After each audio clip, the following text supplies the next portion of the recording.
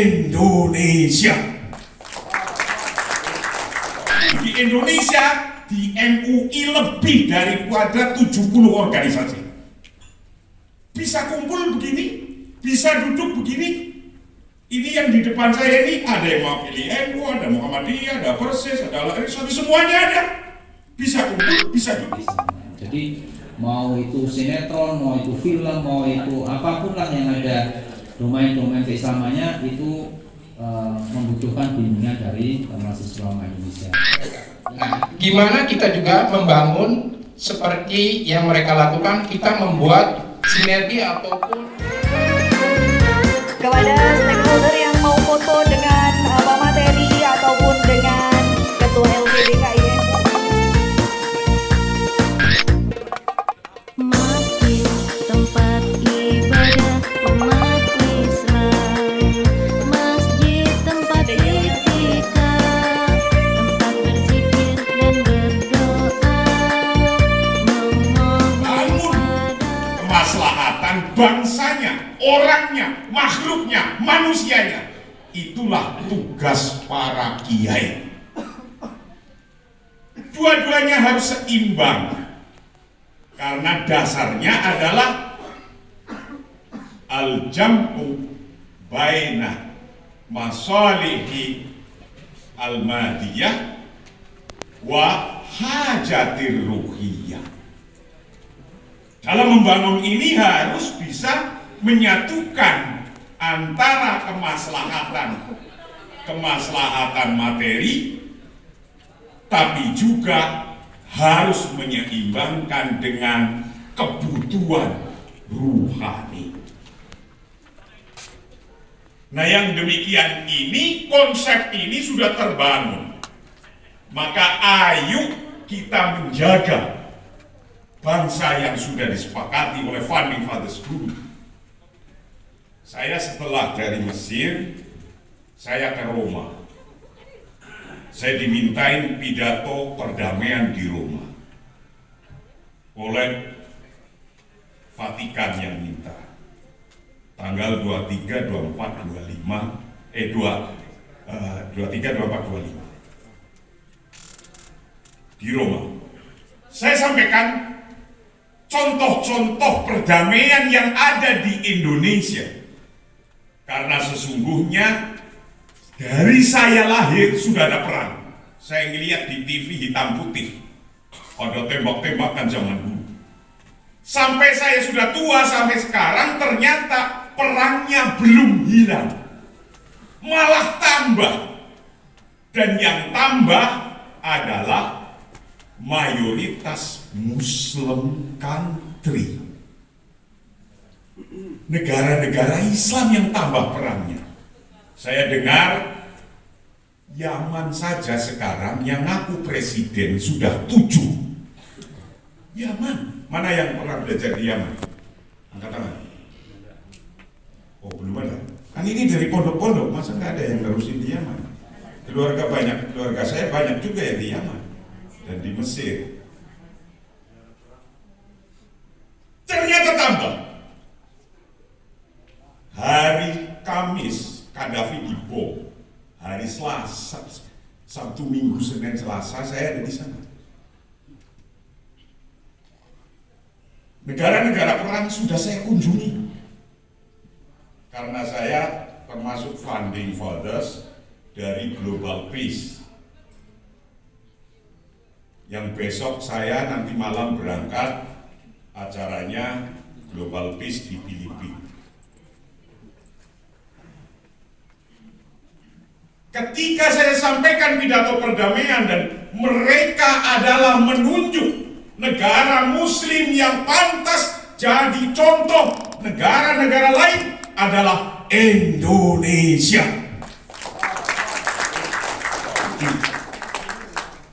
Besok saya mau pidatokan di Filipina.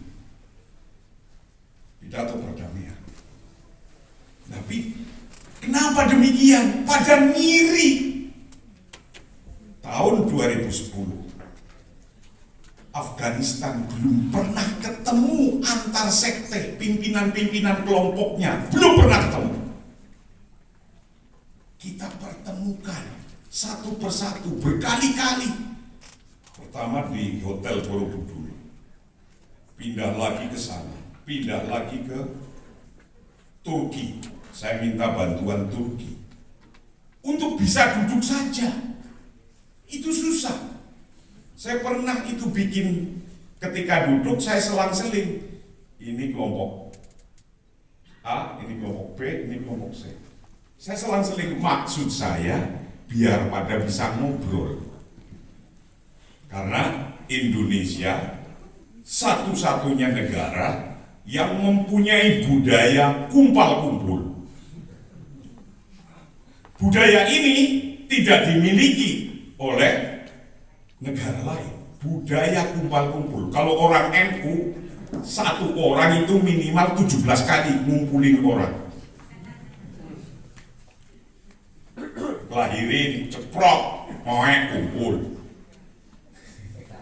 7 hari kumpul. Nyunati kumpul. Ngelamar kumpul.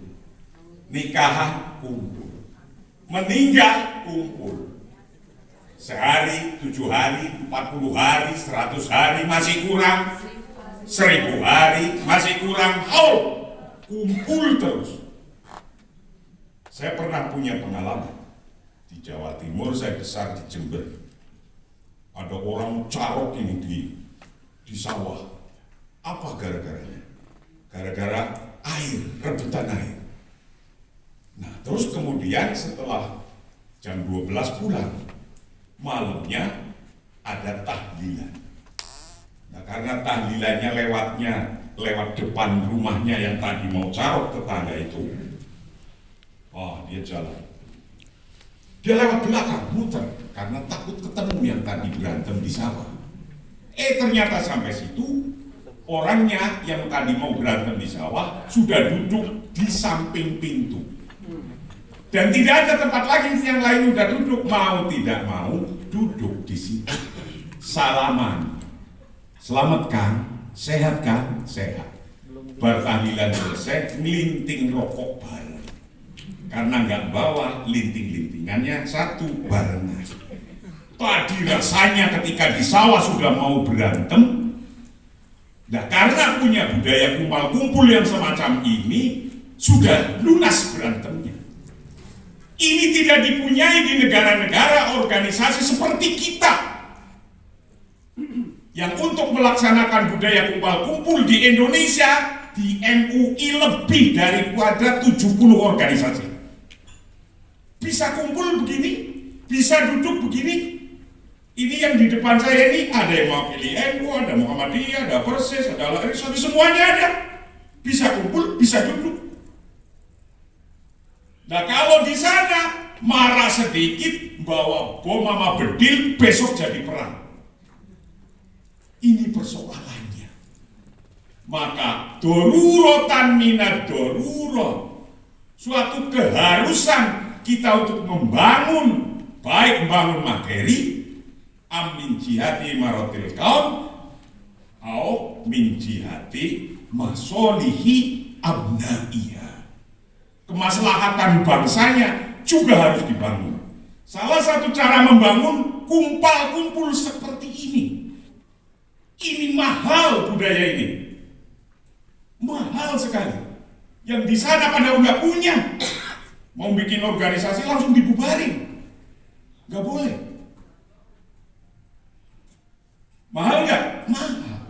Digital. Sedangkan asas penelaahan yang besok kami mulai hari ini, kumpul-kumpulnya ini mulai panas nih. Nah, kumpul-kumpulnya mulai panas karena di situ punya hajat masing-masing. Nah, tapi karena alhamdulillah kita udah terdidik, sudah biasa, demo yang segede itu ya juga tertib. Itulah tanda-tanda bangsa Indonesia, bangsa yang punya martabat, bangsa yang punya akhlak, dan bangsa yang menjunjung tinggi keramahan, dan bangsa yang menjunjung tinggi ukhuwah Islamiyah dan ukhuwah watoniyah. dan pada mau belajar ke sini, ke Indonesia. Bangsa-bangsa atau negara-negara Muslim. Lah kok kita sendiri kurang percaya diri, yang mereka sendiri adalah mau belajar ke sini, kita kadang masih bertanya-tanya, apakah saya bernegara dan berbangsa sudah sesuai dengan agama kita? Ini pertanyaan yang tidak akan pernah berhenti sampai anak cucu, karena nanti procot lain lagi, ngajarin lagi.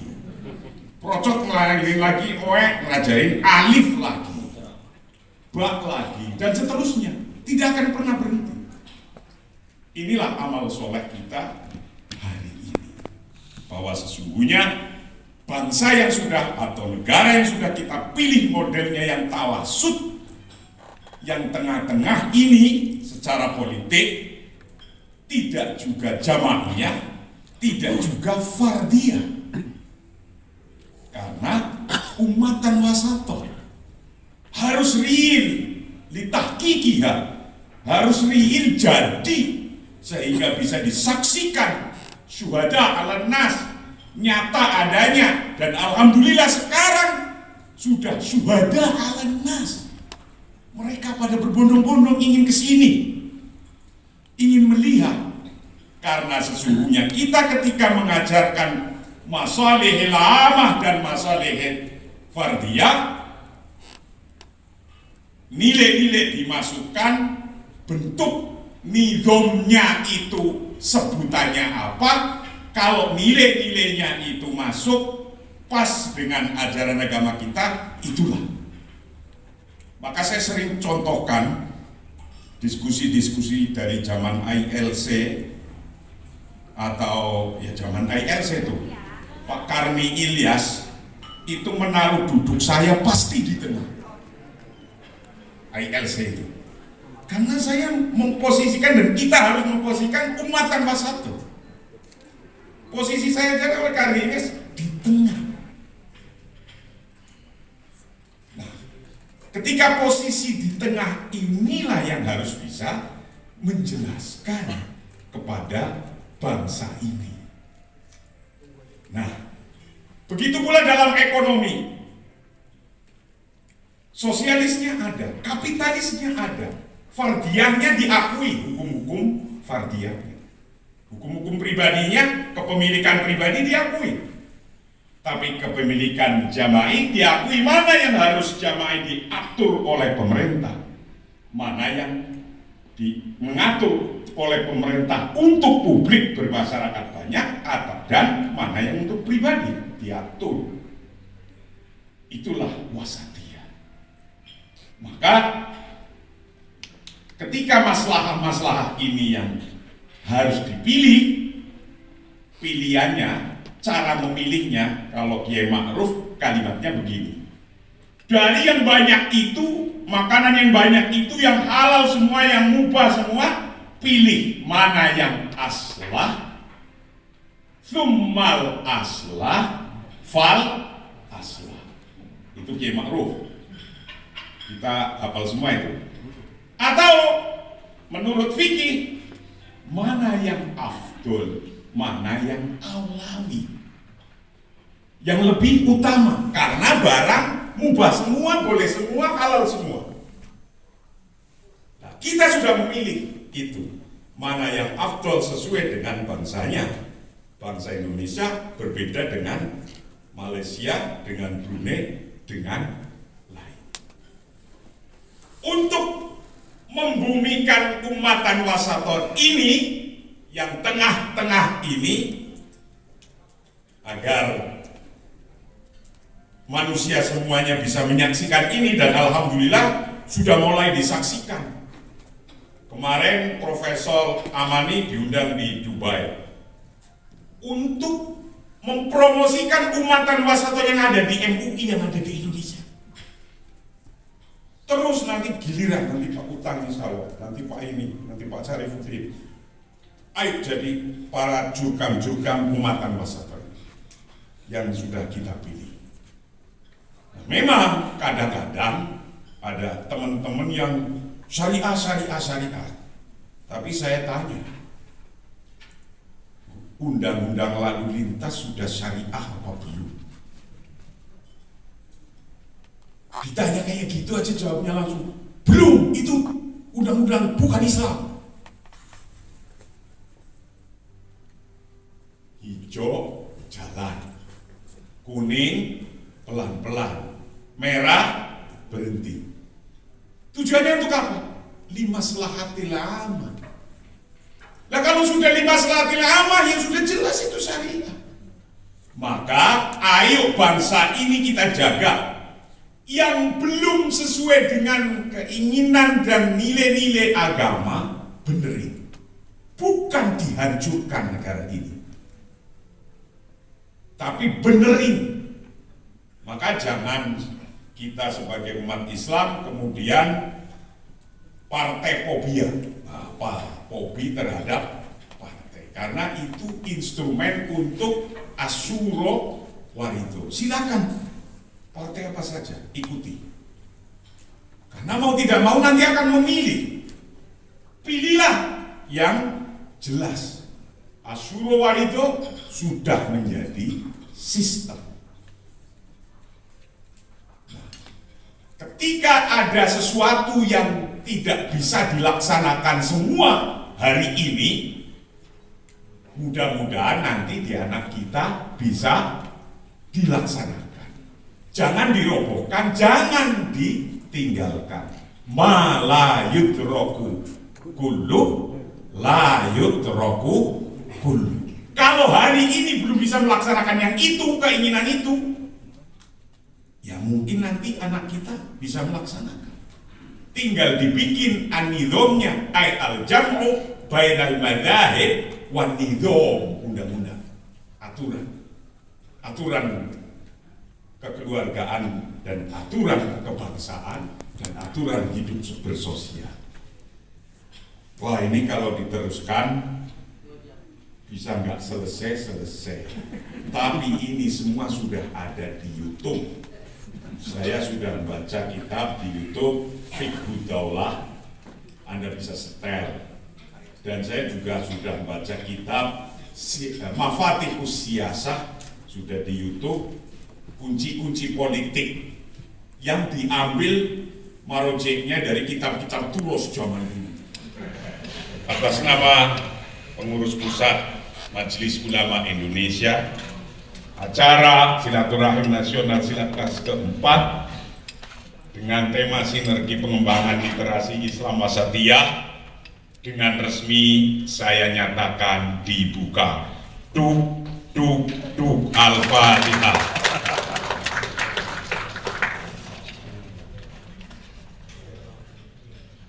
Wallahul muwaffiq ila aqwamit thoriq. Assalamualaikum warahmatullahi wabarakatuh.